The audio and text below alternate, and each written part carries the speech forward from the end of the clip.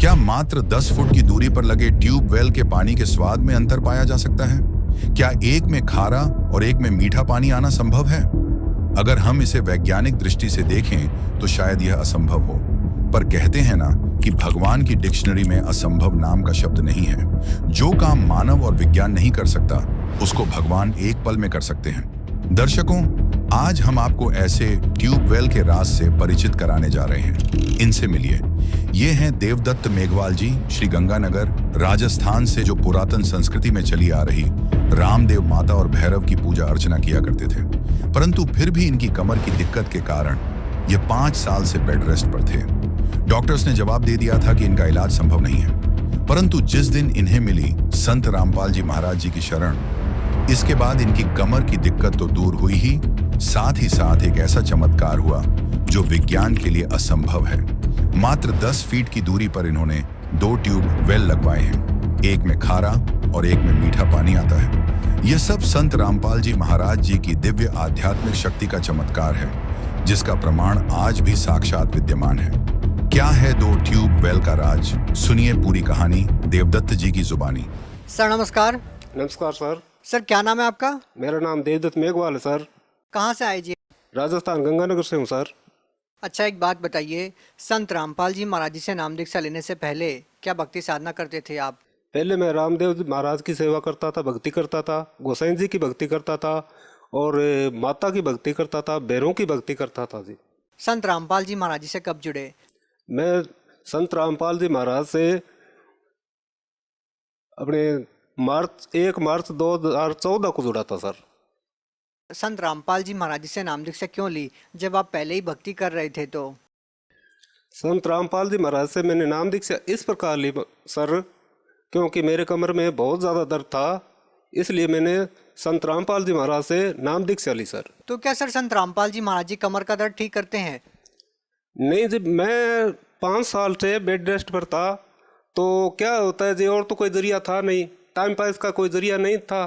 TV चला के कभी कोई नाटक देख लिया, कभी कोई फिल्म देख ली, करते करते करते करते क्या होता है, एक दिन संत रामपाल जी महाराज का सत्संग चल रहा था साधना टीवी पे, तो संत रामपाल जी महाराज ऐसे बताते हैं जैसे, पहले तो ये लगते थे भी ये क्या साधारण सा है, तो खुल के परमात्मा बताते हैं। मैंने उस दिन गौर से नहीं सुना, दूसरे दिन फिर मैंने उसको गौर से सुना। सीता ने जो लक्ष्मण रेखा का उल्लंघन किया था, उसके बारे में संत रामपाल जी महाराज बता रहे थे सर। तो मैंने सोचा ये तो सही बता रहे हैं भाई, सीता ने जब लक्ष्मण रेखा पार की, उसी के बाद इतना महायुद्ध हुआ कि कितने कितने लोगों की मृत्यु हो गई। मैंने बोला ये तो बात सही है। फिर जी उसको देखते देखते देखते देखते मैंने ज्ञान गंगा पुस्तक मंगवाई सर, अपने मैसेज भेज के ज्ञान गंगा पुस्तक मंगवाई, उसको मैंने बड़ी बारीकी से पढ़ा सर। तो मैंने सोचा भाई मरना तो है, डॉक्टरों ने पहले तो ऑपरेशन के लिए मेरे को बुलाया था, तबीयत ज़्यादा सीरियस होने पर डॉक्टरों ने ऑपरेशन के लिए मना कर दिया, क्योंकि भाई इसका ऑपरेशन करेंगे तो कोई दिमाग की नस फट जाएगी। चलो ये इसका दिमाग तो ठीक है। तो डॉक्टर आपस में डिस्कस कर रहे थे, तो मेरे को पता लग गया भाई, डॉक्टरों ने जवाब दे दिया भाई घर ले जाओ। तो मेरे घर वाले घर ले आए।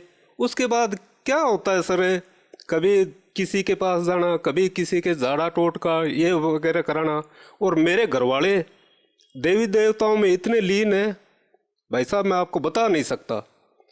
और मैंने ज्ञान गंगा किताब पढ़ी, तो उसमें हमारे सतगुरुदेव संत रामपाल जी महाराज ने जो जो नियम बता रखे थे, उनको मैं तो मरता क्या नहीं करता, उनको नियमों को फॉलो करने के लिए मैं बिल्कुल तैयार था। लेकिन मेरे भाई, मेरी माता, ये उन नियमों से कोसों दूर थे जी। अब मैं जगती के हिसाब से सर मेरे भाइयों को इतना अच्छा समझता था भाई, इतने रुपए लगते हैं और जहाँ भी बताता हूँ वहाँ लेके जाते हैं, परंतु मेरे को पता था भाई संत रामपाल जी महाराज ये नियम बताएंगे और मेरे घरवाले इन नियमों को कभी फॉलो नहीं करेंगे। तो जी मैंने उनसे कहा भी, मैंने तो वहाँ सतलोक आश्रम बरवाड़ा में एक संत है रामपाल जी महाराज, उनके पास जाना है। तो वो घर वाले सारे तैयार हो गए, उनको पता नहीं था वहाँ क्या नियम है। मेरे तो ज्ञान गंगा पुस्तक पढ़ी थी, मेरे को पता था ये नियम है रखने हैं।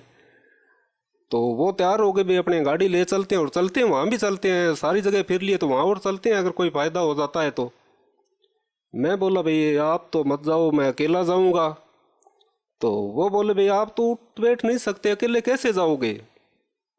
तो ऐसे हमारी शाम को चर्चा चलता रही। मेरे माता ने मना कर दिया, भाई बेटा अकेले को तेरे को नहीं भेजेंगे। और मैं सोच रहा था अगर ये साथ चले गए ना तो परमात्मा संत रामपाल जी महाराज से मेरे को नाम नहीं लेने देंगे।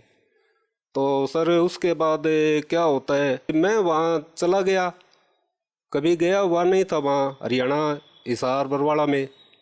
तो वहाँ जाने के बाद मैंने फार्म भराया, परमात्मा से नाम उपदेश लिया। तो उसके बाद मैं घर आ गया।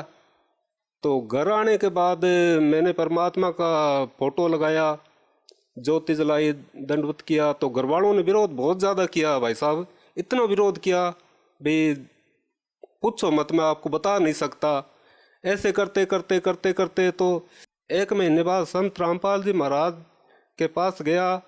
तो मैं हाथ जोड़कर संत रामपाल जी महाराज को बोला, फिर संत रामपाल जी महाराज, हम रामपाल जी महाराज को परमात्मा कह के बुलाते हैं।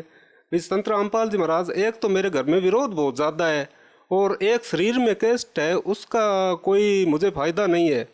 तो परमात्मा ने मेरे सिर पर हाथ रख कर कहा, बेटा परमात्मा दया करेंगे और आज के बाद सब ठीक होगा। उसके बाद भाई साहब मैंने आज तक कोई दवाई वगैरह नहीं ली है और मैं बिल्कुल सही हूँ। और मेरे 5 साल बेड रेस्ट होने के बाद लोगों ने देखा भी यार ये 5 साल से बेड पर पड़ा था, इसको इतना लाभ हुआ है। तो भाई साहब मेरे अड़ोस पड़ोस से कम 25-30 भगत परमात्मा सतगुरु रामपाल जी महाराज की शरण में चले गए। तो उसके बाद 1 लाख भगजी और हुआ है। हमने खेत में ट्यूबवेल लगाया था भगजी। तो क्या है, वहाँ हमने ट्यूबवेल लगाया तो वहाँ बिल्कुल खारा पानी निकला जी।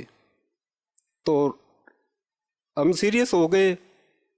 उसके बाद क्या होता है, 3 दिन बाद मेरी बेटी को संत रामपाल जी महाराज रात को सपने में दर्शन देते हैं, कहते हैं बेटा यहाँ ट्यूबवेल लगाओ। तो सुबह वो मेरी बेटी उठती है और अपनी माँ से कहती है कि माँ रात मुझे संत रामपाल जी महाराज ने दर्शन दिए हैं और वो बोल रहे हैं कि यहाँ ट्यूबवेल लगाओ। तो हम सुबह उठ के चाय पानी पी रहे थे। तो मेरी पत्नी बोली भी रात अपने गुरुजी संत रामपाल जी महाराज ने अपनी बेटी को दर्शन दिए हैं। तो मैं बोला भी संत रामपाल जी महाराज ने दर्शन दिए, संत रामपाल जी महाराज क्या कह रहे थे। तो मेरी बेटी है वो जैसे संगति बहुत ज़्यादा बोलती नहीं है, उसने अपनी माँ को बताया कि यहाँ परमात्मा ने बताया सिर्फ 10 फुट दूर भाई यहाँ ट्यूबवेल लगाओ बेटा, मीठा पानी निकलेगा।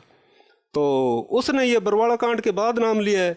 तो मैंने उसको पूछा बेटा तुम संत रामपाल जी महाराज को देखा नहीं और नहीं, तो कर नहीं पापा मुझे दर्शन दिए हैं और आप यहाँ ट्यूबवेल लगाओ। तो जी वो ट्यूबवेल लगाने वाली मशीन मेरे खेत में खड़ी थी। मैंने मिस्त्री को फ़ोन किया, वो आया, उसने सोचा ट्यूबवेल कहीं दूर लगाएंगे। मैंने कहा यार ट्यूबवेल लगाना है। वो कहता यार यहाँ ट्यूबवेल लगाना है, दिमाग ख़राब हो गया। तो मुझे संत रामपाल जी महाराज पर, हमारे गुरुदेव पर पूर्ण विश्वास था। आज भी मेरे खेत में वो ज्यों के त्यों ट्यूबवेल पड़े हैं। 10 फुट दूर हमने ट्यूबवेल लगाया सर। तो उसमें क्या होता है, पहले वाला कुआं हमने 90 फुट किया और दूसरे वाला भी 90 फुट किया। आज भी आप जाकर, आप मीडिया वाले हो, जाकर वहाँ देख सकते हो। एक जहाँ बोर किया था वो मैंने अभी बुरा नहीं है, लोगों को दिखा रहा हूँ। वहाँ तो खारा पानी, बिल्कुल खारा पानी है, और जो 10 फुट दूरी पर है वहाँ मीठा पानी है। साथ ही 1 बीघे में मेरे डैम बना हुआ है, वो उससे हरदम लबालब रहता है। मेरे खेत में अच्छी फसलें होती है। भाई साहब आज आप वहाँ जाकर देख सकते हो। और वो मैं हरदम उसको रखूँगा, एक में खारा पानी निकलता और एक में मीठा पानी निकलता है। ये हमारे सतगुरुदेव जी ने हमें लाभ दिए हैं। और एक लाभ भाई साहब और है, मेरी पत्नी को करंट लग गया था, जैसे दूध पिलाने वाले की मदानी होती है। तो बरसात हुई थी, नंगे पैर वहाँ पीछे से पलक नहीं हटाया, और वो मदानी के पास ही बटन होता उसको बंद करने लगी तो मदानी के चिपक गई और वहीं गिर गई। हमने पीछे से तार तोड़ के उसको हटाया। तो भाई साहब क्या होता है, उसके चाय वाला कप भी हाथ से नहीं उठाया जाता था, और हम हमारे गुरुदेव की शरण में आने के बाद आज वो गायों का दूध निकालती है, 20 लीटर पानी की बाल्टी उठाती है। ये हमारे परमात्मा ने भाई साहब हमें लाभ दिए हैं। सर, भगत समाज को क्या संदेश देना चाहते हैं?